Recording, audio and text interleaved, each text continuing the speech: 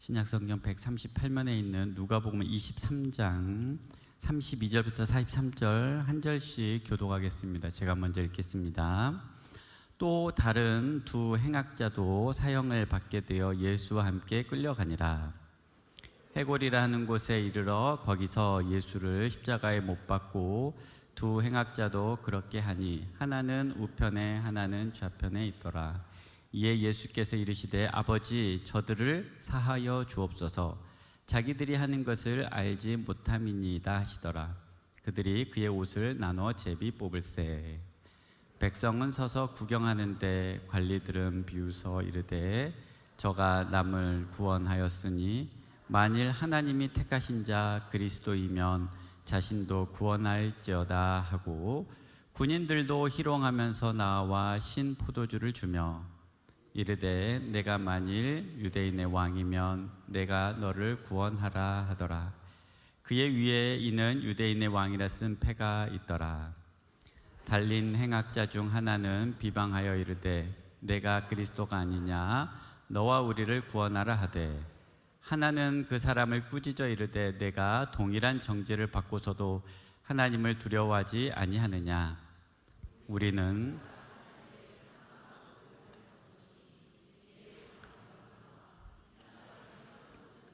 옳지 않은 것이 없느니라 하고 이르되 예수여 당신의 나라에 임하실 때에 나를 기억하소서 하니 예수께서 이르시되 내가 진실로 오늘 내가 나와 함께 낙원에 있으리라 하시니라. 아멘.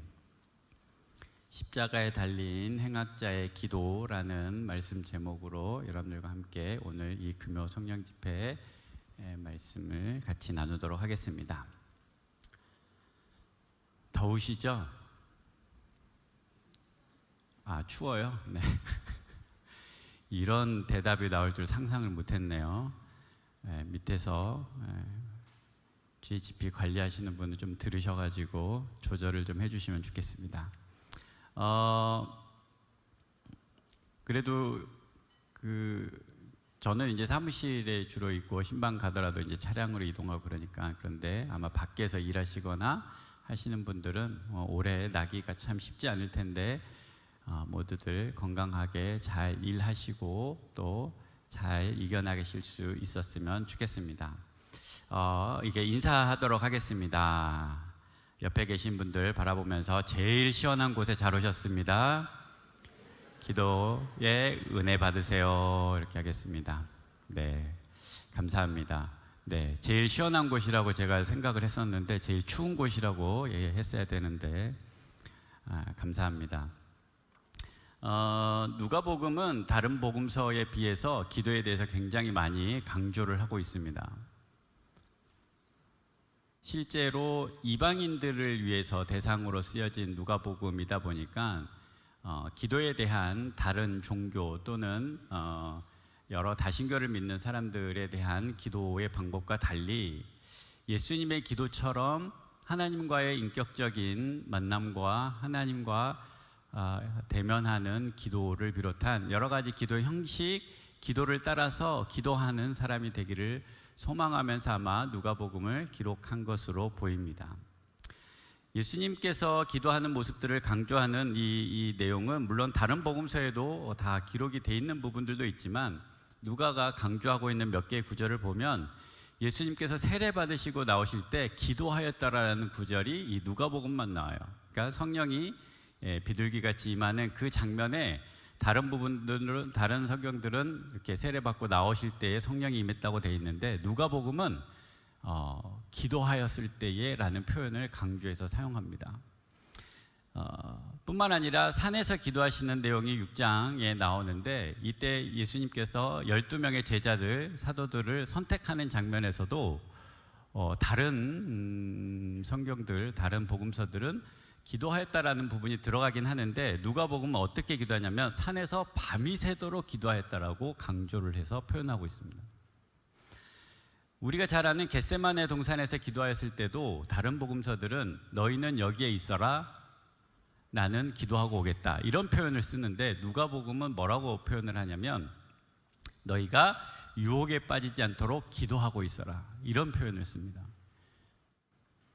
오늘 이 십자가의 본문, 예수님의 십자가의 본문에서도 7가지, 십자가상에서 7가지 말씀을 하셔서 보통 가상 7원 이런 표현을 쓰는데, 이 7원 중에 기도라고 할 수 있는 것은 3개가 나오는데 그 중에 2개가 바로 이 누가복음에만 기록을 하고 있습니다.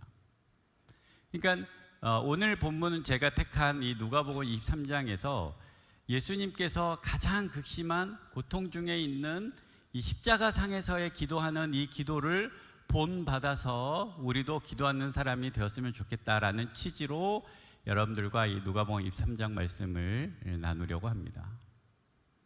아시겠죠? 네. 그렇게 기도의 사람이 될 수 있기를 간절히 소망합니다. 이 처음의 의도는 이 예수님의 기도에 초점을 맞추고 이 말씀을 묵상을 했어요. 그러다가 묵상을 하면서 제목도 바뀌고 주제도 바뀐 겁니다. 그게 오늘 이 표현처럼 십자가에 달린 이 행악자의 기도가 더 제 마음에 와 닿았기 때문에 그렇습니다. 그리고 동시에 이 행악자의 기도가 제 마음에 다가오는 그 의미는 조금 전에 우리가 성경을 읽으면서 보았던 그 또 다른 기도하지 않았던 그 한 사람과 그 예수님의 십자가의 자리, 예수님의 기도의 자리, 이 한 행악자의 기도의 자리에 다 함께 있었음에도 불구하고 전혀 다른 반응을 보인 이 세 부류의 사람들을 같이 보면서 우리가 예수님의 십자가의 자리에 있으면서도 기도하지 못했던 사람들처럼 살지 않고 예수님의 기도를 따라서 그리고 십자가상에서 기도하였던 이 한 행악자의 마음을 가지고 기도하는 사람이 되었으면 좋겠다는 주제를 가지고 여러분들과 말씀을 나누려고 합니다. 우리가 어느 자리에 있든지 그 자리가 혹 지금 우리의 삶의 자리가 여러 가지 형편이 십자가상의 자리일지라도 기도할 수 있는 우리 모두가 될 수 있기를 간절히 소망합니다. 네, 첫 번째 제가 보고 싶은 내용은 오늘 본문의 첫 번째 부류입니다. 그것은 백성들이라고 되어 있습니다. 자막에 보시면 백성들은 침묵과 방관의 죄를 지었다고 볼 수 있습니다. 23장 35절 말씀 같이 한번 읽어보겠습니다. 35절 시작. 저가 남을 구원하였으니 만일 하나님이 택하신 자 그리스도이면 자신도 구원할지어다 하고. 아멘. 첫 번째 보고 싶은 것은 백성들입니다. 우리가 35절을 다 읽었지만 백성들은 앞에 세 단어밖에 없습니다. 백성은 서서 구경하는데, 그래서 오늘 백성, 이 십자가의 자리, 예수님의 십자가의 자리에 5부류가 나오는데 첫 번째 부류는 이 백성의 모습이에요. 어떤 모습이었다고요? 구경하고 있었습니다. 이것을 전문적으로 고급지게 침묵과 방관이라는 표현을 썼습니다. 침묵과 방관의 죄를 백성들이 하고 있는 겁니다. 그들이 서서 구경을 했다는 것은 예수님을 바라보고 예수님에 대하여 어떠한 행동도 기도도 하지 않았다는 것을 누가는 강조하고 있습니다. 실제로 다른 복음서는 이 무리들도 예수님을 조롱하고 희롱하기도 하고, 또 이 무리들 안에는 예수님을 따르던 여인들도 있고 등등 여러 사람들이 있어요. 근데 누가는 이 백성에 대해서 구경하고 있는 구경꾼으로 표현을 하고 있다는 겁니다. 물론 이 백성들은 실제로 예수님의 기적의 현장 또는 예수님이 말씀을 전하시는 현장, 예수님께서 그들에게 수많은 말씀들, 행동들을 했던 그 공간에, 그곳에 같이 있었던 분들이 있었을 수도 있고, 또는 예수님께서 예루살렘에 들어오셨을 때 호산나 다윗의 자손이여 라고 외쳤던 사람도 있었을 수도 있습니다. 물론 그 사람들은 한 명도 그 자리에 없었고 순수하게 예수님에 대해서 모함하고 반대하는 사람만 이 십자가 자리에 왔을 수도 물론 있습니다만, 어쨌든 이 백성들이 어떤 사람인지 다 알 수는 없지만 그들은 예수님의 십자가의 자리에 구경을 하고 있고 아무 행동도 하고 있지 않았다고 표현하고 있습니다. 물론 침묵과 방관이라는 것이 특정한 죄를 말할 수는 없습니다. 그런데 우리가 가장 잘 아는 것처럼 종종 어떠한 침묵과 방관은 죄가 되기도 합니다. 예를 들어서 내가 진리를 알고 있고 내가 진실을 알고 있고 내가 증인으로서 똑똑히 보았음에도 불구하고 모르는 척 아무 말도 하지 않는 것은 큰 죄가 되기도 하기 때문에 그렇습니다. 어떤 불의 앞에서 내가 아무 행동도 하지 않고 아무 말도 하지 않는 것은 또한 중립을 잘 지키는 것이라고 말할 수도 있지만 그것 또한 죄가 될 수도 있습니다. 복음을 전할 때도 마찬가지입니다. 우리는 성경에서 기록된 것처럼 주님께서 말씀하신 것처럼 예수님의 은혜를, 사랑을, 구원을 증거해야 하는, 나눠야 하는 막중한 책임이 있습니다. 그러한 책임에 있어서 내가 어느 정도 가까운 사람에게 복음을 증거하기도 하고 그렇지 않을 수도 있지만 반대로 다르게 생각해 보면 그 내가 만나고 내가 복음을 전해야 되는 어떤 사람 중에는 나 외에는 복음을, 예수님을 전혀 들을 수 없는 사람이 만약 있다고 가정한다면 나는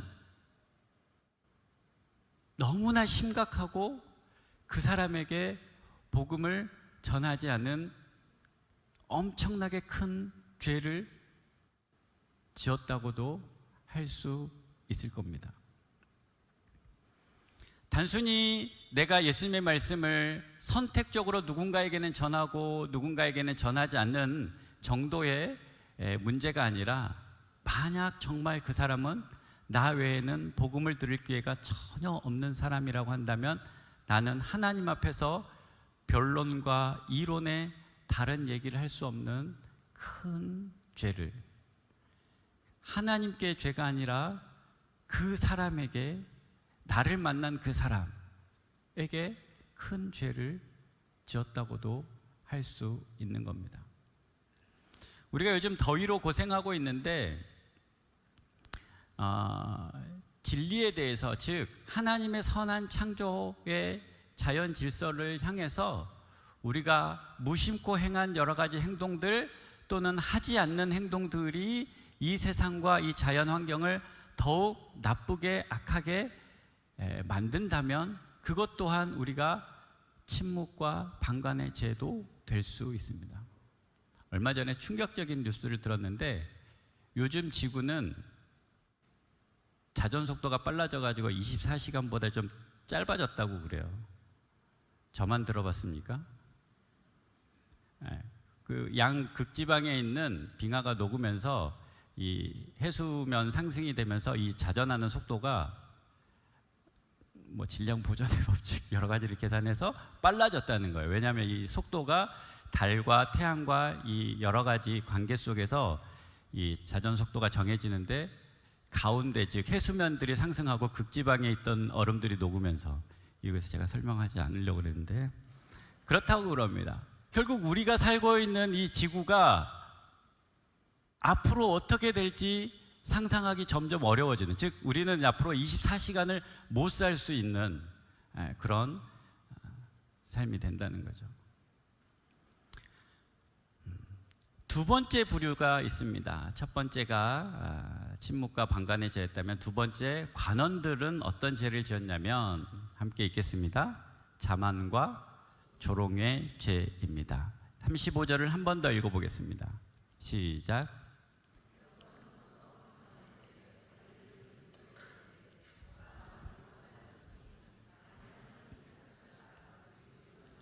자신도 구원할지어다 하고. 아멘.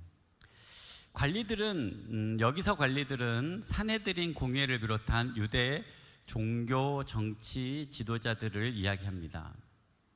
여기서 관리들은 예수님의 십자가형에 직접적으로 관여했던 부류이고, 여기서 관리들은 예수님의 십자가형을 배후 조종했던 아주 중요한 인물들입니다. 이들이 이곳에 찾아온 것은 오늘 본문의 표현을 보면 뭐라고요? 비웃었다라고 되어 있습니다. 그들은 예수님이 정말로 하나님의 아들이었는지 또는 그리스도였는지 또는 정말 하나님을 신성 모독한 사람이었는지에 대해서 그렇게 크게 관심이 없었을 수도 있어요. 예수님을 십자가형에 처한 것은 큰 틀에서는 그들이 가지고 있는 기득권, 정치적인, 경제적인, 종교적인 기득권을 예수님께 빼앗기지 않기 위하여 예수님을 십자가형에 처하게 했다는 것이 우리가 성경 전체적으로 봤을 때 큰 의미입니다. 그렇게 예수님을 십자가에 못 박았던 이 관리들은 이 마지막 순간에 그가 십자가형에서 고통당하는 것을 보면서 이렇게 표현했습니다. 비웃었다. 조금 전에 제가 말씀드린 것처럼 예수님이 정말 하나님의 아들이었는지 메시아였는지에 대해서 그들이 아무 관심이 없었다고 할 수는 없지만, 관심이 있었을지라도 그것보다 자신들이 누려야 할 것, 자기들이 가지고 있는 것이 더 중요하게 여겼던 그들은 예수님을 신성모독으로 몰아가면서 십자가형에 처한 거죠. 왜 그들이 예수님을 신성모독에 처하게 했냐면, 그리고 십자가형에 달리게 했냐면, 조금 전에 말씀드린 것처럼 자기들의 기득권도 있지만 아마도 그것뿐만 아니라 영적인 자만이 있었을 수도 있습니다. 무슨 말이냐면, 예수님이 하나님의 아들로서 자신을 드러내고 보여주었던 여러 가지 장면들, 말씀들, 선포들, 예수님의 모습, 이런 것들이 하나님을 분명히 볼 수 있었고 천국, 하나님 나라를 알 수 있었음에도 불구하고 자신들이 알고 있는 율법과 자신들이 제한해 놨던 여러 가지 법칙들 하에서 하나님을 특정적으로 정의하고, 그 정의에 벗어난 예수님의 말과 행동들은 신성모독으로 정의를 내려버리고 예수님을 처벌한 거죠. 굉장히 나쁜 영적인 자만입니다. 이사야 53장에 예수님을 향하여 그가 찔림은 우리의 허물 때문이요, 그가 상함은 우리의 죄악 때문이라. 그가 징계를 받음으로 우리가 나음을 입었고 그가 채찍에 맞음으로 우리가 평안을 누리는 이 고백을 알고 있었을지 모르지만 결국 예수님의 이 십자가 고통받는 메시아로서의 이 땅에 오시는 것을 자기들이 잘못 알게 된 왕으로서, 메시아로서, 이 땅의 통치자로서 오실 것이라고 하는 이 생각에 사로잡혀 행한 이 십자가형이 오히려 정말 예수님을 예수님 되게 한, 즉 예수님을 메시아 되게 한 일로 만드는 죄를 지었다는 거죠. 그리고 그런 죄를 지었던 관리들은 비웃어 예수님을 조롱하고 있다는 겁니다. 하나님이 택하신 자 그리스도이었지만, 온 인류를 구원하실 분이었지만 그들은 영적으로 자만하고 또 그 예수님을 조롱하는 모습을 통해서 자기들의 죄를 보여주고 있는 겁니다. 우리도 종종 이런 실수와 죄를 할 때가 있습니다. 어떤 사람들을 어떤 이유들로, 어떤 목적으로 판단하고 비방하고 내가 정한, 내가 세운 여러 가지 틀로 그 사람을 기준을 잣대를 대면서 누군가에게 손가락질하거나 누군가를 비방하는 죄를 저지를 수 있기 때문에 그렇습니다. 실제로 우리가 이 땅을 살면서 우리 교회에서 또는 지금까지 여러 가지 신앙생활 속에서 내가 가지고 있는 종교적인 열심과 또 내가 정한 기준들로 그런 잘못을 정하지는 않았는지 생각해보고 돌이키고 또 그 예수님의 십자가 앞에 회개하고 하나님 앞에 더 나아가는 우리 모두가 될 수 있기를 간절히 소망합니다. 세 번째입니다. 군병들입니다. 세 번째 군병들, 무지와 냉소의 죄입니다. 36절, 37절을 같이 읽어보겠습니다. 36절, 37절 같이 읽겠습니다. 시작. 군인들도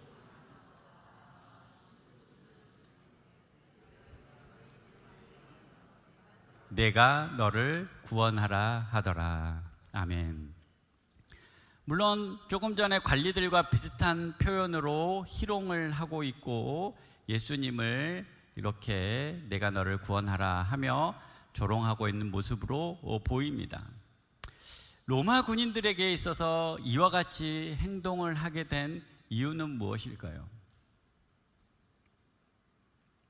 조금 전에 말씀드린 것처럼 아마도 무지의 죄일 겁니다.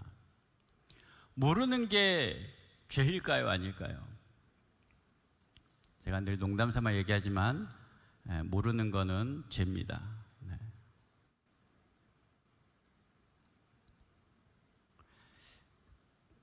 아이들이 시험을 보는데 시험 범위를 모르면 죄예요, 아니에요? 네. 모르는 게 죄인 거예요.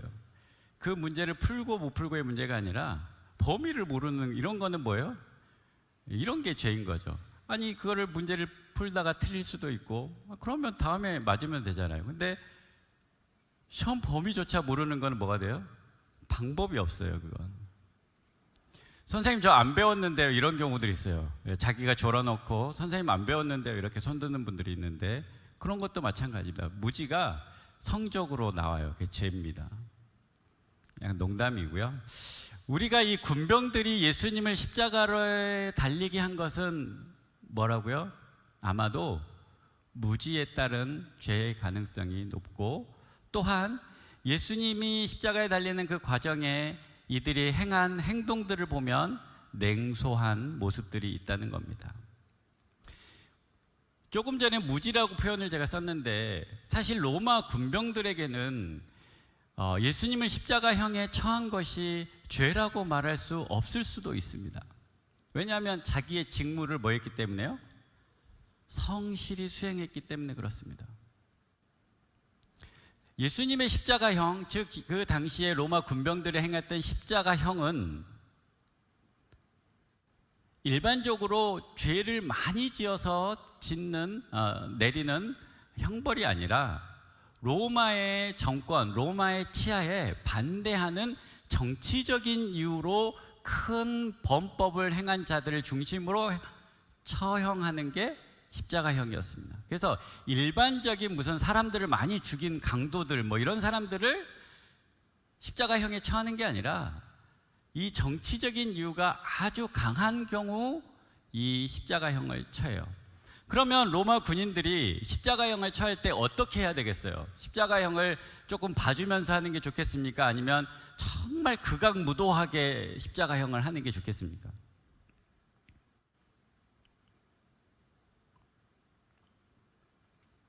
즉 자기는 로마 군인인데 로마 정권, 로마 치하에 반대하는, 저항하는 정치적인 이런 분들이 있다면 다시는 이 사람이 처벌받는 것을 보고 한 명도 나오지 않을 정도로 뭐하게? 사실 잔인하게 처형을 하는 게 그들의 본연의 역할일지도 모릅니다. 우리가 잘 아는 패션 오브 크라이스트라는 영화에 보면 예수님이 십자가형을 되게 잔인하게 모사를 하고 있습니다. 그래서 우리가 지금까지 봐왔고 알아왔던 영상들로는 상상할 수 없을 정도로 조금 무섭고 또 정말 끔찍한 잔인한 모습으로 등장을 해요. 여기에 그 예수님 역을 맡았던 제임스 카비젤이라는 사람이 있는데, 이번에 한 20여 년 만에 이제 패션 오브 크라이스트, 즉 예수님의 고난에 대한 영화였잖아요. 이번에 새 영화를 찍어요. The Resurrection, 즉 예수님의 부활에 대한 영화를 찍어요. 내년에 개봉한다 그러더라고요. 이번에 요거 이제 설교 준비하면서 알게 됐는데, 근데 그 이분이 똑같이 연기를 해요. 그 사람이 나이가 몇 살이 됐는데 20년이 지났으니까 20살이 더 먹었을 거 아니에요. 그러니까 50이 훨씬 넘었는데 이제 30세로 부활하는 예수님으로 나와야 되잖아요. 이게 이제 여담이지만, 그래서 CG를 많이 넣는다고 합니다, 얼굴에다가. 근데 어쨌든 이 사람이 실제로 이 연기를 하면서 겪었던 이야기들 몇 가지를 이렇게 인터뷰를 하는 걸 봤는데, 일반적으로 자신에게 이렇게 했던 채찍질의 대부분은 CG를 했대요, 그 당시에도. 근데 딱 한 번 실수로 그거를 했다는 거예요, 자기한테. 이게 상상이 되세요? 이 채찍을 자기 몸에. 근데 이건 영화였는데, 그래 원래는 안 하기로 했는데 이거를 한 번 한 거예요. 이게 찢겨 나가는 것 때문에 그 고통을 말로 할 수 없었다는 거예요. 그리고 이제 이거를 장면이 연결되는데, 자기한테 한 번 하잖아요. 그 다음에 이제 그 다음 장면을 찍으려면 분장을 한 4시간에서 8시간을 다시 하는 거예요. 왜냐하면 한 장면을 찍었는데 그 다음에 그대로 찍을 수 없고, 두 번째 채찍을 맞으면 다른 분장을 해야 되니까, 이렇게 해서 분장마다 4시간에서 7, 8시간씩 이렇게 했다는 거예요. 한 장면 찍고 이렇게 찍으려고. 그 얼마나 시간도 오래 걸리고 힘들었겠습니까? 근데 이뿐만 아니라 가시관을 쓸 때는 편두통이 있었고, 실제로 촬영하는 기간 중에는 폐렴도 걸리고, 번개도, 내우 장면 때문에 번개도 맞고, 몸무게는 약 20kg 정도가 빠졌다는 거예요. 95kg였는데 75kg로. 십자가를 지고 가는 장면에서 약 68kg가 되는 십자가를 지고 가는데, 이게 이제 떨어뜨리는 장면이 있어요. 근데 한번 떨어뜨린 거, 이제 찍다가 떨어뜨렸죠? 원래는 가짜 피를 입에서 이렇게 내뿜어야 되는데, 실제로 이 십자가가 자기 이 머리를 쳐가지고 곤두박질을 쳐서 실제 피가 철철 난 거예요, 이게. 등등 이런 장면들을 찍으면서 우리가 알고 있는 영화가 만들어졌는데, 이 주인공이 경험하는, 단순히 우리에게 보여주기 위한 이런 장면들 속에서도 이런 고통이 있잖아요. 이 당시에 예수님의 십자가형은 아마 그런 경험들을 하고 그런 형 집행을 하는 로마 군인들 사이에서 예수님이 계셨다는 거죠. 왜 이렇게 이 부분을 자세히 표현하냐면, 실제로 우리 인류 역사 가운데서 이와 같은 모습들이 종종 보입니다. 예를 들면 나치 정권에서 유태인들을 학살하는 수많은 관료들이 나와요. 이거에 대한 이야기가 예루살렘의 아이히만이라는 책이 있습니다. 한나 아렌트라는 사람이 쓴 책인데, 악의 평범성을 이야기해요. 이 아이히만이라는 사람을 재판을 하려고 데리고 왔는데, 너무 순진한, 그냥 쉽게 말하면 공무원인 거예요. 수많은 유대인들을 학살한 그 사람의 주동자를 데려와서 재판을 하려고 봤는데, 이웃집, 옆집 아저씨 같은 너무나 순수하게 생긴 평범한 공무원의 모습을 하고 있는 거예요. 그래서 이 한나 아렌트가 충격을 받으면서 이야기합니다. 악을 이렇게 행할 수 있는가? 이렇게 평범하게 아무 의식이 없이. 그래서 자신의 직업을, 자신의 일을 무지하게 아무런 생각과 아무런 가치 없이 행동하는 그 행동은 너무나 큰 죄가 있을 수 있다라고 이 책에서 기록을 하고 있는 겁니다. 물론 아까 얘기했던 것처럼 로마 군인들이 자신에게 일이라고 할 수도 있지만, 이 십자가 형과 그와 같은 형을 그 영화에 보면 막 조롱하듯 막 이렇게 채찍질하는 이런 그 로마 군인들의 모습 보이잖아요. 피가 철철 나니까 막 그걸 희열을 느끼는 이런 모습, 이게 뭐가 된다고요? 우리가 이 땅에서 번듯하게 하고 있는 어떤 행동이 누군가에게 크나큰 해악을 끼칠 수 있다는 생각 정도는 꼭 염두를 하지 않으면 우리도 너무 쉽게 이런 죄에 빠질 수 있다라는 것입니다. 네 번째로 행악자 일입니다. 불신과 비방의 죄인데 39절을 같이 한번 읽어보겠습니다. 39절 시작.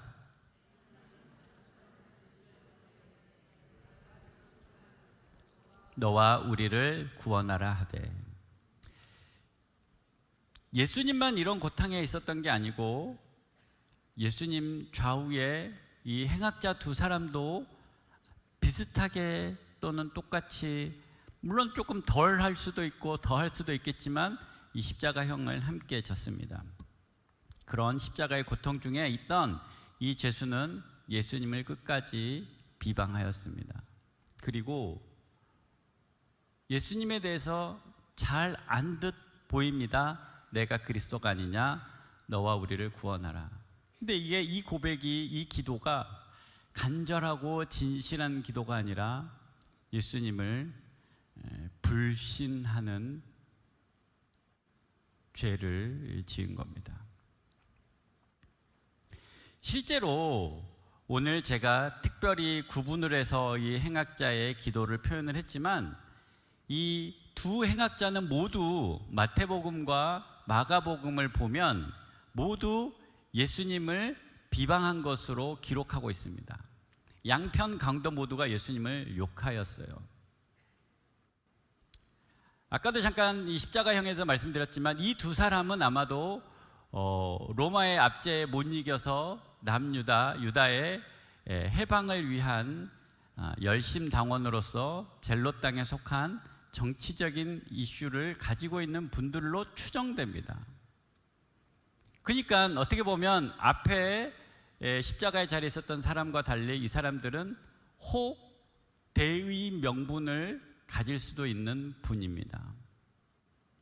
조국의 독립을 위해서 수단과 방법을 가리지 않고 심지어 자신의 목숨까지 바친 인물이기도 한 거죠.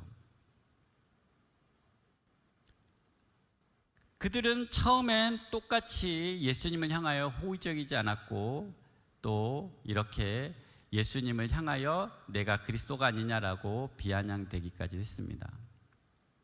이 비방이라는 단어가 예수님이 십자가형에 처했던 신성모독과 같은 의미로 쓰여졌습니다. 즉 그들은 예수님께서 네가 하나님이라고 말하지 않았느냐, 그리고 너는 지금 그것 때문에 십자가형을 당하는 것이 아니냐, 그것을 이제 우리에게 나타내 보아라 라고 하는 불신과 비방의 죄를 오늘 하고 있는 겁니다. 단순히 이런 표현이 아니라 십자가형의 고통스럽고 죽을 수밖에 없는 그 절망적인 상황 속에서도 악을 쓰며 자신의 화를 못 이겨서 로마에 대한 화, 그리고 이 자신을 향하여 조롱하고 있는 많은 사람들을 향하여 그 분에 이기지 못해서 예수님을 비방하고 조롱하고 있는 죄를 짓고 있는 겁니다. 이 행악자는 사실은 더 큰 죄가 있는데 그게 뭐냐면 자신의 힘으로 하나님의 나라를 이루고 자신의 힘으로 이 땅에 평화를 구하고 자신의 무언가 행위를 통해서 구원을 얻을 수 있다라고 하는 잘못된 믿음을 기반으로 한 불신의 죄가 되는 거죠. 종종 우리도 이와 같은 이야기들을 듣습니다. 세상에 많은 사람들, 예수님 믿지 않는 사람들 중에 또는 중학생, 고등학생들은 친구들로부터 또 주변에 교회 다니는 분들로 인해서 상처를 받은 사람들은 비아냥대기도 합니다. 그래서 더욱 조심해야 하고 주의해야겠습니다. 그리고 그들의 비방이 때로는 어느 정도 일리가 있을 때도 있습니다. 그러나 대부분은 그들의 이 조롱과 이 비방은 악의적이고 또 조롱에 섞인 그런 경우가 많습니다. 그래서 우리가 단순히 참고 그냥 넘어가는 정도로 그치지 않고 그들에게 그에 합당한 또 필요한 고백들, 또 진심을 담은 사랑과 섬김이 필요한 이들입니다. 처음에 말했던 단순히 침묵으로 인한 죄를 대신하기 위해서가 아니라 그들을 향한 예수님의 마음을 전할 필요가 있는 거죠. 지금까지 보았던 이 네 부류를 향하여 예수님께서 통칭하여 저들의 죄를 사하여 주옵소서라고 합니다. 자기들이 하는 것을 알지 못한다는 표현을 덧붙였습니다.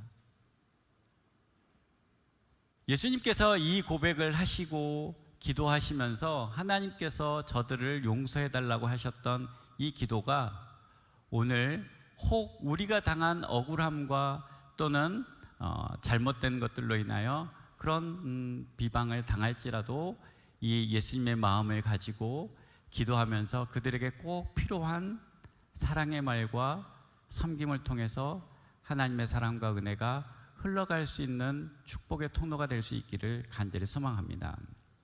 마지막으로 행악자 2, 즉 이 행악자 두 번째의 고백을 같이 한번 보도록 하겠습니다. 그래서 믿음과 회개, 죄라고 쓰셨었네. 믿음과 회개의 기도라고 제가 드린 것 같은데, 자, 믿음과 회개는 죄가 아닙니다. 믿음과 회개의 기도입니다. 40절과 42절 말씀, 40절부터 42절 말씀 같이 읽겠습니다. 시작. 네, 보여주세요. 40절부터 많이 당황하셨네요. 40절부터 42절까지 말씀 함께 읽겠습니다. 시작. 하나는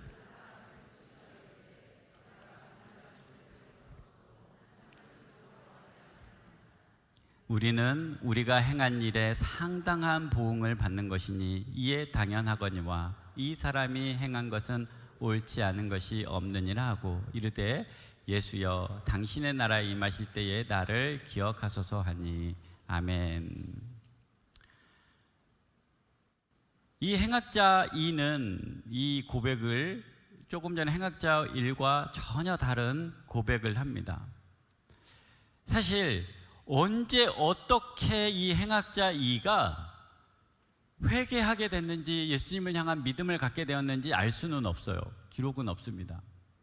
근데 어느 순간 예수님을 알게 됐고 만나게 됐어요. 아까 말씀드린 것처럼 마태복음과 마가복음을 기반으로 하면 이 사람 역시 예수님을 향하여 그와 같은 조롱 섞인 고백을 했던 사람인 것이 사실입니다. 그런데 십자가에 있는 어느 순간 어느 때에 그의 마음이 돌이켜진 거예요. 저는 그 고백에 아까 예수님의 그 고백 속에 그 고백을 듣고 난 얼마 이후에 있지 않았을까라는 생각을 합니다.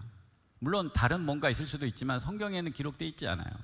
근데 추정한다면 예수님의 저 용서의 말, 저 양반이 저런 고백을, 저런 기도를 하나님 앞에 정말 드릴 수 있다면 그 하나님과 이 예수님은 친밀한 관계를 맺지 않고서는 도저히 저렇게 기도할 수 없었을 것이라고 단정하지 않았을까 합니다.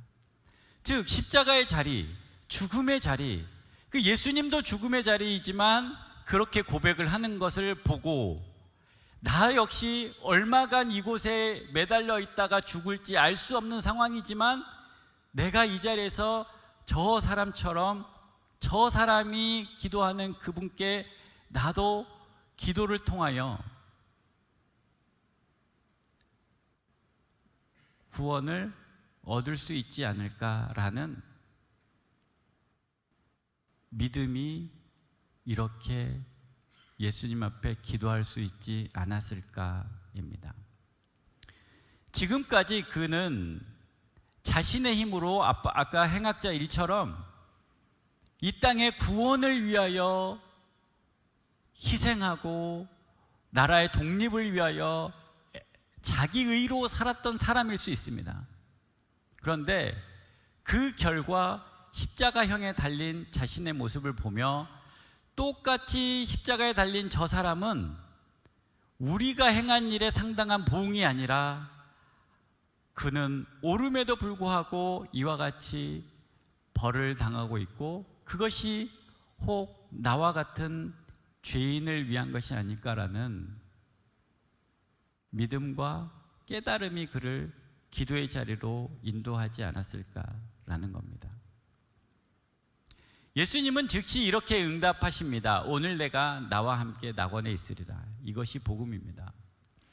혹시 그런 얘기 들으신 적 있으십니까? 이 십자가에 달려져 있는 한편 이 강도처럼 나도 예수님을 내 마음대로 이 세상을 열심히 살다가 나중에 죽을 때쯤 예수님을 한번 신앙 고백하고 천국 가면 좋겠다, 이런 얘기 혹시 들어본 적 없으십니까? 들어본 적이 없으시면 혹시 그렇게 생각해 보신 적은 없으십니까? 저는 옛날에 그렇게 생각해 본 적이 있었는데 여러분들 중에는 없는지 모르겠습니다.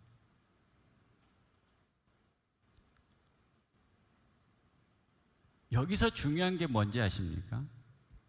여기서 중요한 거는 그렇게 죄인이고 예수님 없이 살았어도 그 예수님의 십자가의 고통과 고난과 죽으심이 나의 평생의 죄를 다 용서해 주실 만큼 크고 강렬한 유일한 구원의 길이라는 것입니다. 그래서 예수님께서 십자가를 지신 거예요. 그 고통이 아무리 커도 이 세상의 어떠한 죄를 다 용서해 주실 수 있을 만큼 사랑의 사건이 십자가의 사건이었던 거예요. 저들의 죄를 용서하여 주옵소서. 이 고백은 평생을 내 마음대로 살고 죽기 전에 예수님을 믿어도 좋겠다라고 조롱 섞인 삶을 살아가는 사람들조차도 용서할 수 있는 하나님의 사랑이 담겨져 있는 고백이 이 고백이라는 겁니다.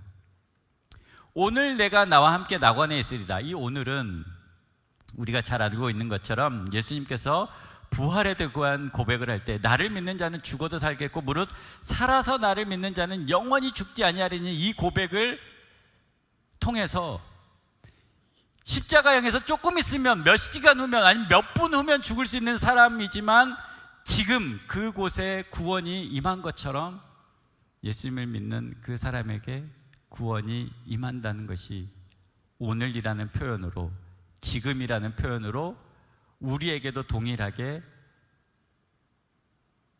전해주는 구원의 기쁜 소식입니다. 제발 오늘 지금 그 자리에 우리가 있다는 것을 부인하거나 의심하지 않고 살아갈 수 있기를 간절히 소망합니다. 혹시 지금 내가 십자가에 죽을 것만 같은 그런 어려움과 고난 가운데 있을지라도 이 오늘 지금이라는 이 주님의 구원의 음성이, 구원의 고백이 여러분들을 반드시 살리고 영원한 천국, 또 영원한 하나님의 통치, 하나님의 나라 가운데 살아갈 수 있음을 믿는 믿음으로 살아갈 수 있기를 간절히 소망합니다. 누가는 이 예수님의 십자가의 장면을 통해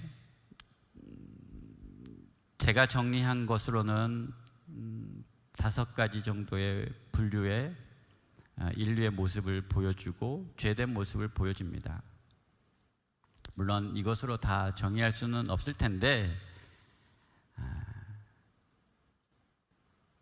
우리의 죄와 연약함을 십자가에